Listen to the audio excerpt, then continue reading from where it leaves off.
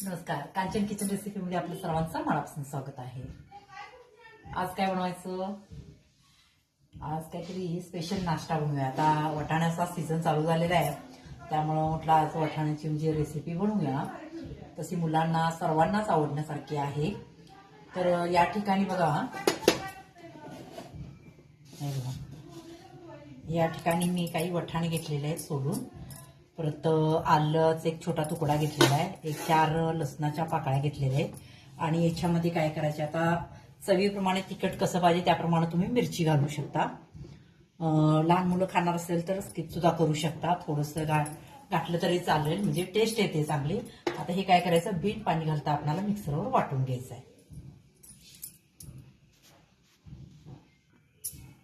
आता बघा, हे वाटून घेतलेलं आहे बिन पाणी घालता। या ठिकाणी 1 वाटी रवा घेतलेला आहे आणि या ठिकाणी 2 छोटे बटाटे होते ते किसून घेतलेले आहेत, मी पाण्यामध्ये ठेवलेत लाल पडतं म्हणून।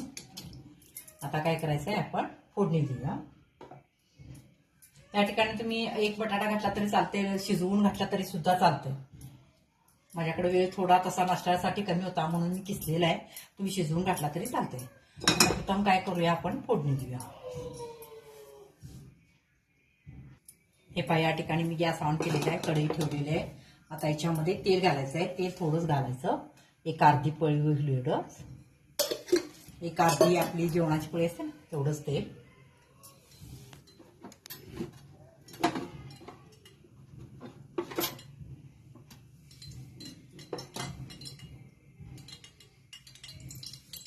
आता तेल चांगलं काढल्यानंतर त्याच्यामध्ये अर्धा चमचा जिरे घालायचे। हे पहा, या ठिकाणी तेल गरम झालेलं आहे, गॅस आता मिडियम करायचा। जिरे 1 अर्धा चमचे घालायचं। चिली फ्लेक्स असेल तर घाला, नसेल तर काही गरज नाही आहे, मिरची घातलेलीच आहे। आता या ठिकाणी हे वाटाण्याचं बारीक केलेलं तर घाला। आता हे मिश्रण चांगलं हलवून घ्यायचं।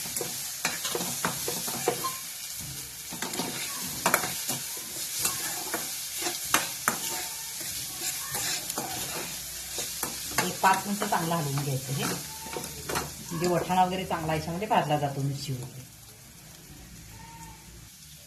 हे पहा, चांगलं भाजलेलं आहे। आता याच्यामध्ये जो किसलेला बटाटा आहे तो चांगला पिळून घालायचा। गॅस मिडियमच ठेवा।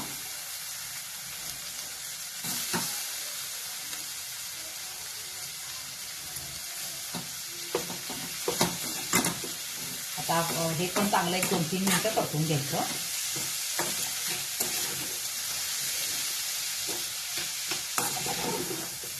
तुम्ही या ठिकाणी बटाटा शिजवून घातला तरी सुद्धा चालेल।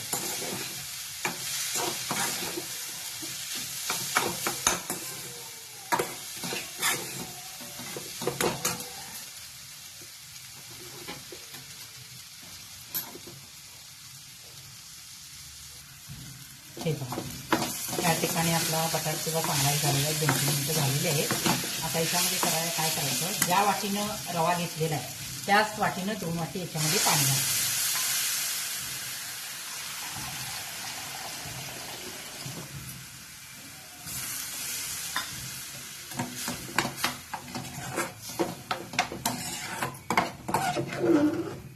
आता याच्यामध्ये चवीप्रमाणे मीठ घालायचं।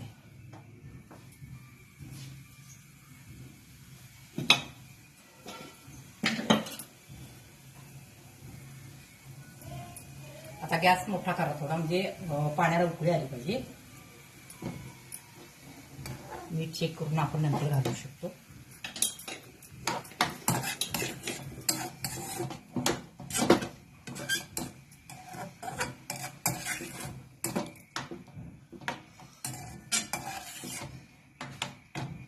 आता पाण्याला उकळी आल्यानंतर तो रवा आपण याच्यामध्ये घालायचा आहे। हे पहा, उकळी आलेलं आहे। आता याच्यामध्ये कोथिंबीर घालायची आणि आता गॅस मिडियम करायचा आणि याच्यामध्ये जो रवा आहे तो याच्यामध्ये घालायचा, जो आपण 1 वाटी रवा घेतला होता ना तो। आता हे चांगलं मिश्रण हलवायचं।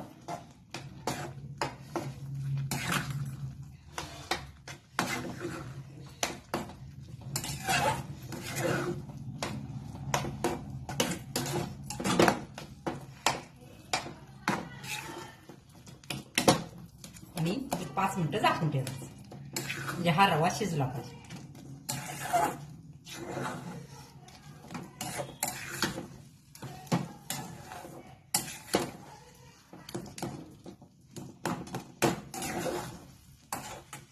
एक 5 मिनिटं झाकून ठेवा.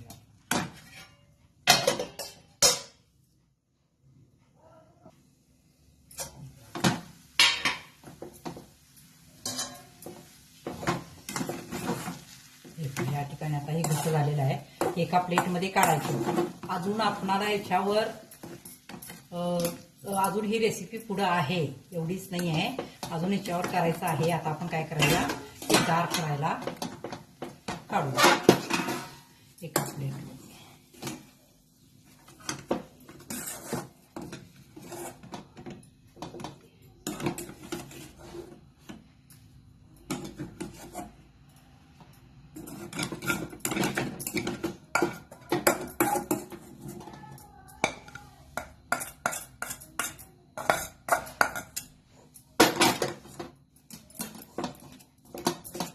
आता ही थोडी गार होऊ दे, म्हणजे आपल्याला ते व्यवस्थित मळता आलं पाहिजे, कारण गरम आहे, हात घालता येणार.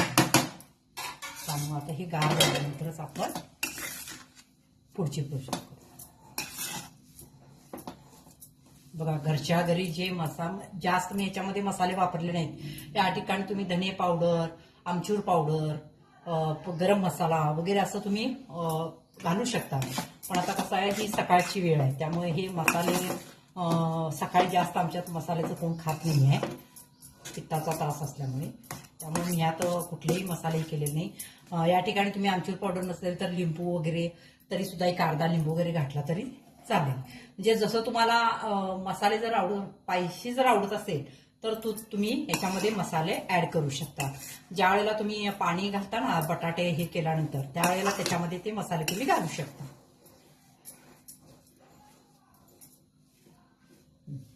आता हे चांगलं गार झाल्यानंतरच आपण बघूया.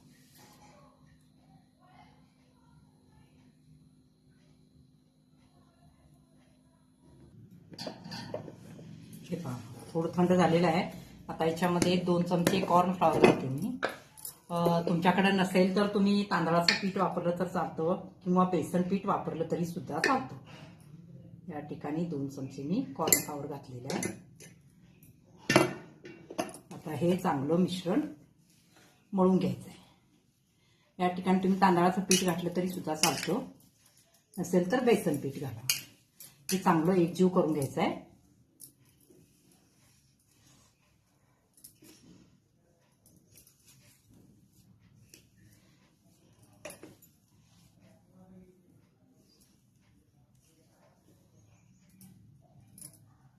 चांगलं एकजीव करून घेऊया. हे पहा, या ठिकाणी मी मळून घेतलेलं आहे. प्लेटमध्ये मळता येणार म्हणून ह्याच्यावरच घेतलं मी. आता काय करायचं सांगतो. इथं मी काही कॉर्नफ्लॉवर थोडंसं घेतलेलं आहे, ते असं हे करायचं.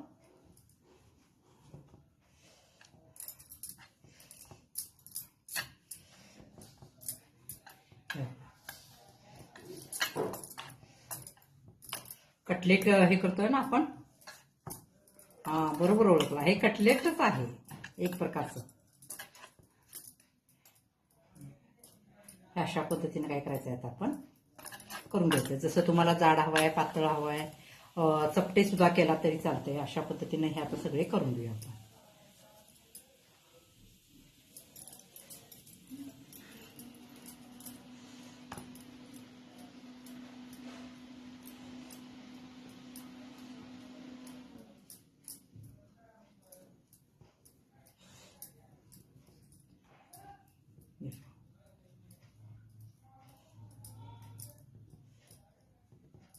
अशा पद्धतीने सगळे करून घ्या. हे पहा, असं झालेलं आहे. आता मी या ठिकाणी असं कट करू शकते. हे अशा पद्धतीने आता हे सगळे कट करून घेऊया. तुम्हाला आकार ह्याला कुठला वेगळा पाहिजे असेल तर तुम्ही त्रिकोणी वगैरे असं काढू शकता.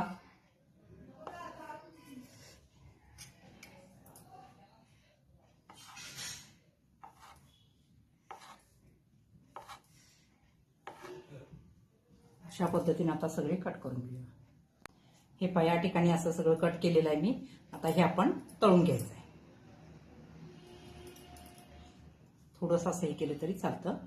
हे पहा म्हणजे तळताना तुम्हाला दमवणार नाही अशा पद्धतीनं.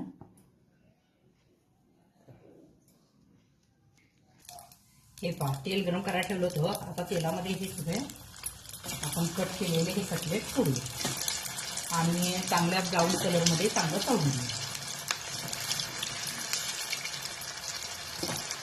जास्त पण ब्राऊन करू नका, गोल्डनमध्ये ठेवा चालतं. आता मी याच्यामध्ये सोडलेला गॅस मोठा होता, तेल चांगलं गरम झालेलं आहे. आता गॅस मिडियम करायचा आणि आता चांगलं तळून घ्यायचं. लगेच हलवू नका नाही तर फुटतात. हे पहा अशा पद्धतीने होते. आता मी गॅस थोडासा मोठा केलेला आहे कारण वरून आपल्याला थोडंसं आणखी थोडंसं 1-2 मिनिटं चांगले तळून घ्यायचे.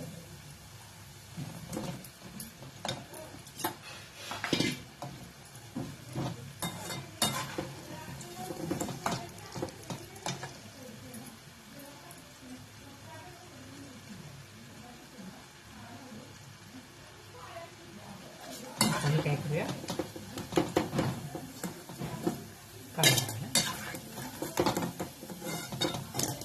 आणि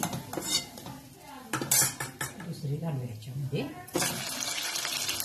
तुम्ही हे असं करून ठेवला तरी चालतं आणि पुन्हा नंतर कसं कसं नाश्त्याला येतील त्या पद्धतीने तुम्ही करून दिला तर चालते. मी या ठिकाणी अजून पीठ निम्मं ठेवलेलं आहे, निम्मंच केलेलं आहे, नंतर करणार आहे.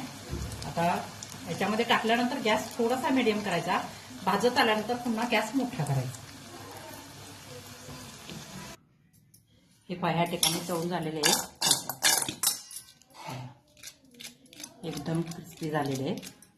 आता काय करायचं, हे तुम्ही असं सॉसवर सुद्धा खाऊ शकता किंवा समजा आता याच्यामध्ये काही आपण आमचूर पावडर, लिंबू, धने पावडर वगैरे मसाले काही घातलेले नाहीत, तर तुम्ही वर पेरी पेरी मसाला घालू शकता. हे पहा आवडत असेल तर घाला, नाही तर मग नुसता मिरची पूड घातली तरी चालतं.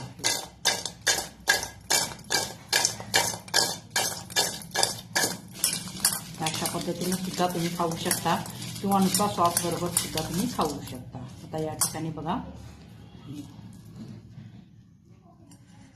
वरून एकदम असं क्रिस्पी झालेलं आहे आणि आतून एकदम सॉफ्ट आणि चवीला पण 1 नंबर लागतं. आणि याच्यामध्ये मसाल्याचं आत प्रमाण कमी असल्यामुळे एकदम चवीला पण छान लागतं. आणि सकाळी सकाळी हा जर आपण नाश्ता मुलांना दिला तरी सुद्धा याचा त्रास होणार नाहीये.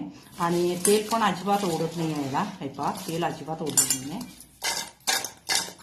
चला तर कशी वाटली माझी रेसिपी? चला लाईक करा, सबस्क्राईब करा, शेअर करा. धन्यवाद.